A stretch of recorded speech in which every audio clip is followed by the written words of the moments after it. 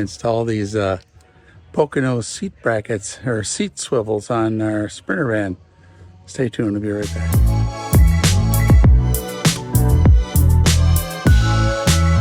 So I got the passenger one installed already. It's pretty nice actually. Look at how thick this is. I mean, I'll show you how it works. So you basically unbolt the seat and put this thing on here and bolt it down, and then you can just swivel it around, and so you gotta kind of adjust the seat back to swivel it, but it's a pretty nice rig here. I mean, it seems pretty firm. Now, the only thing is it does raise you up, you know, by, I don't know what that is, half an inch maybe.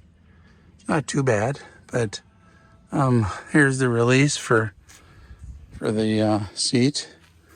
And so you just put this thing all the way forward.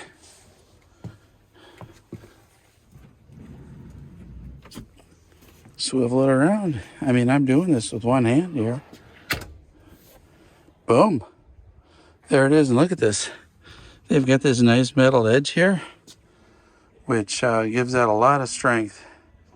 I kind of like that it's gray too instead of black. So now the next step is to do the driver's seat, and the final step is to move the emergency brake, but I'm going to do it first. So I got to take out these two 15 millimeter bolts here.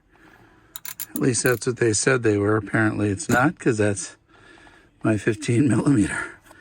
But this thing here, I mean, don't be afraid of it. There's one clip there, and it just pulls off. So you just kind of reach up under and pull her off that clip, and boom. Okay, the bolt here is 16 millimeter.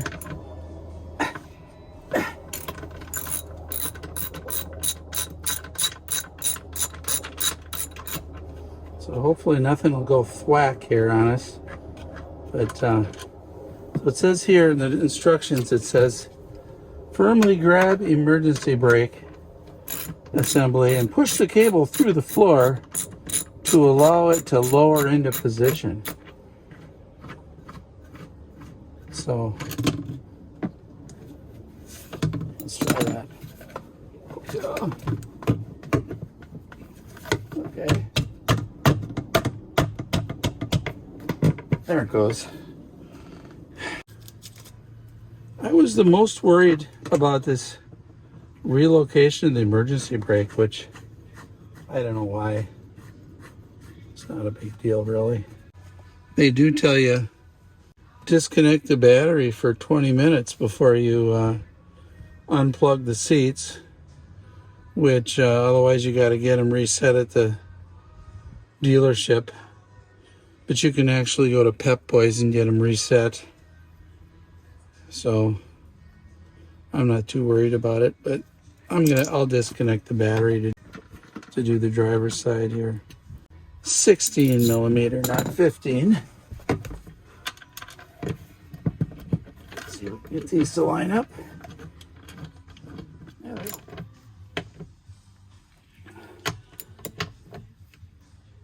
Okay, so still works. See how this fits now. Doesn't. I think we gotta cut this. Oh, here in the instructions it says, hold up the plastic brake skirt and mark as necessary to trim plastic for clearance and reinstallation. So it's really just that bottom corner there. Let's see how that looks.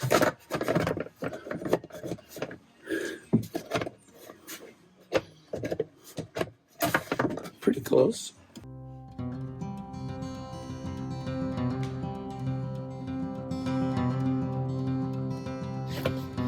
All right, so I got this thing all, see, here's the back.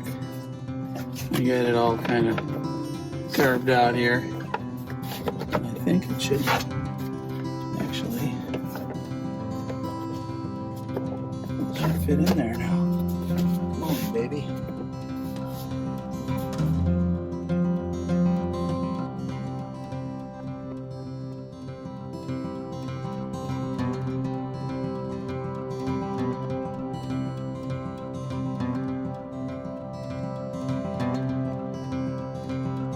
Okay, so I ended up just putting a screw in here.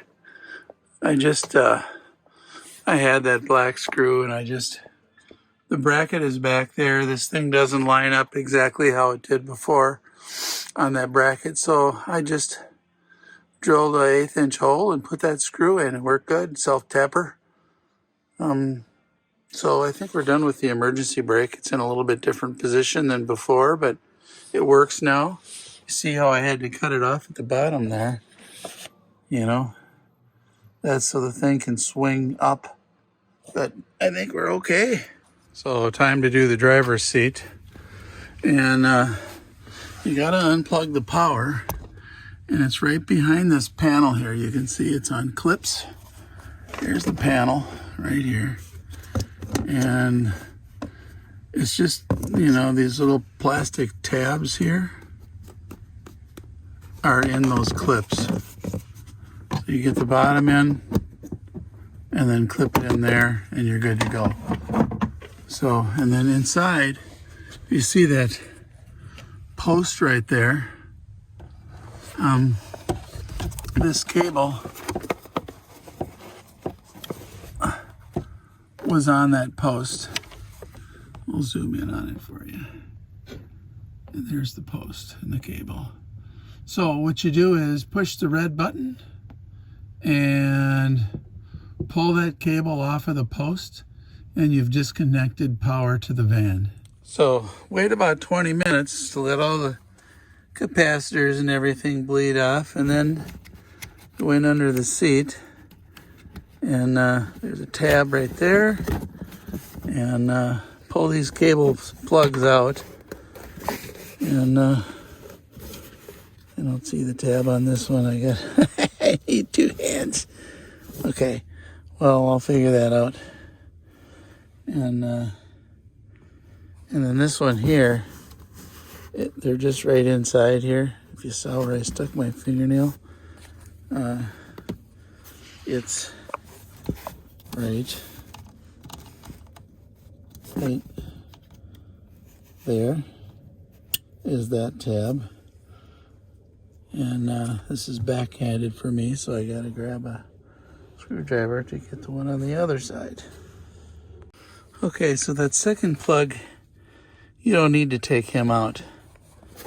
This guy here, he doesn't need to come out because he's wired up to the chair. So I just took these 2 out and we're good to go. And now we'll just take these bolts off and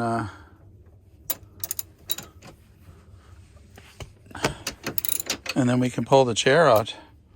Pretty simple.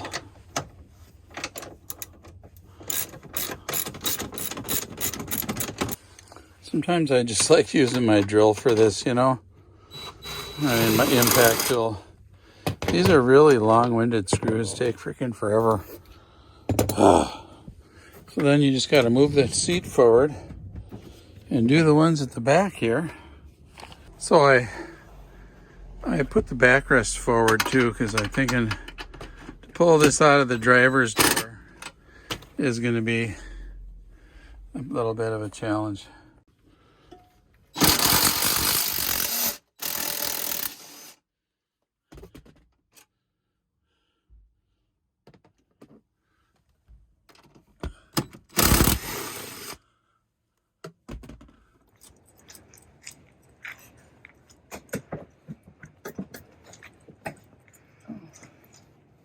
Maybe I'll take this headrest off too, just to make it easier.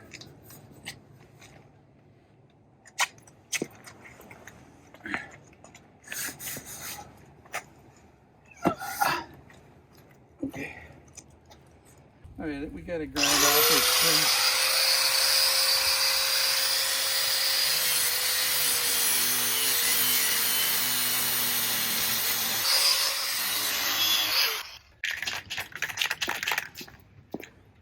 So we'll just kind of touch up those two spots there.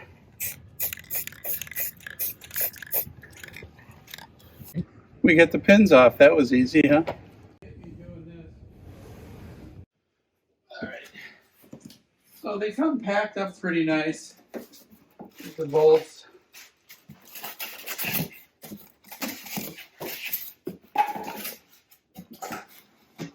These things weigh a lot.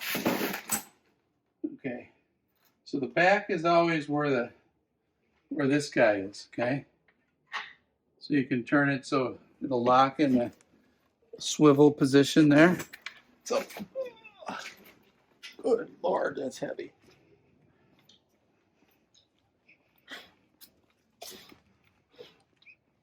Oops.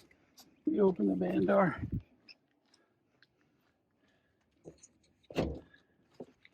All right.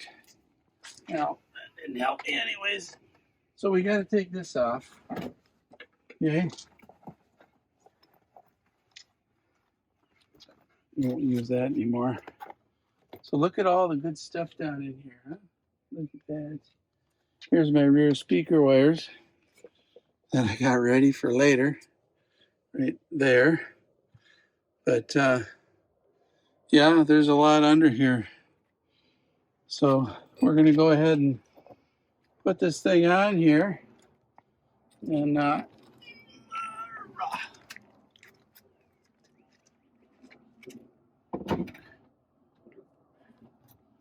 then this cable's up through the hole.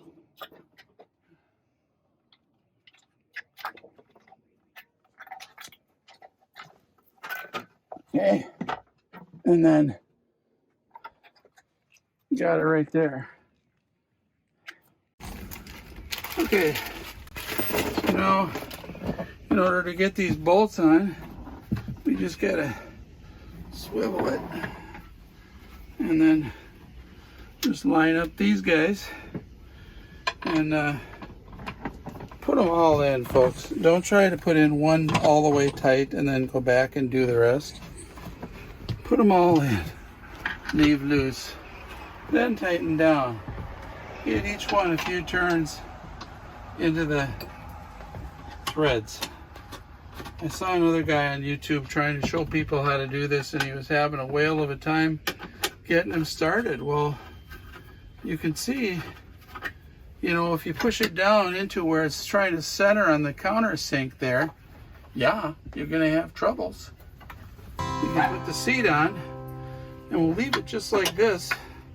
That way we can plug our cables in and put the seat bolts on. So these things are really dirty from the factory.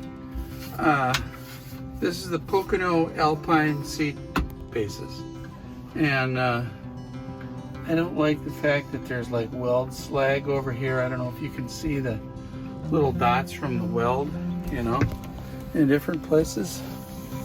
I mean, come on, you're charging $500 a piece for these things. You could probably remove the slag, guys, but I guess I was stupid enough to pay the money, so why remove the slag?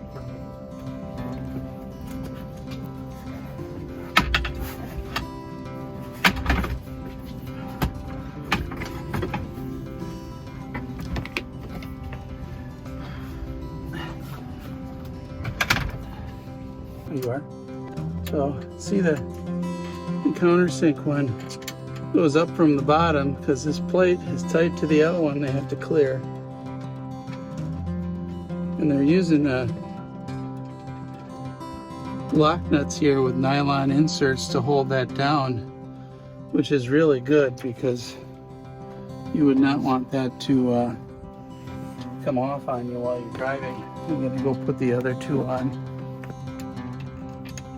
So, but they fit pretty nice. I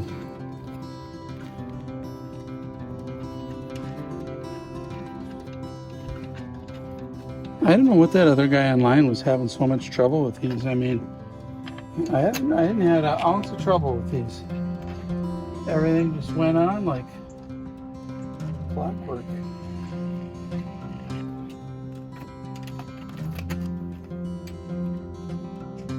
right?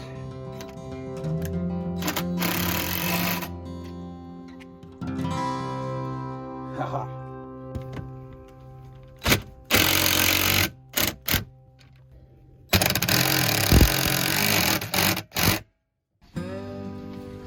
Well, it works. Works good. I can see the TV perfect from here, which I was a little worried about that I wouldn't be able to see the TV, but I can.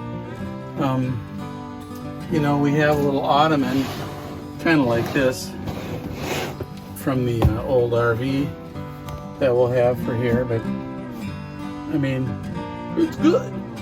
Here we are. Perfect. Perfect. Sitting in our chairs, facing the back. Anyways, thanks for watching. See you next time. Bye.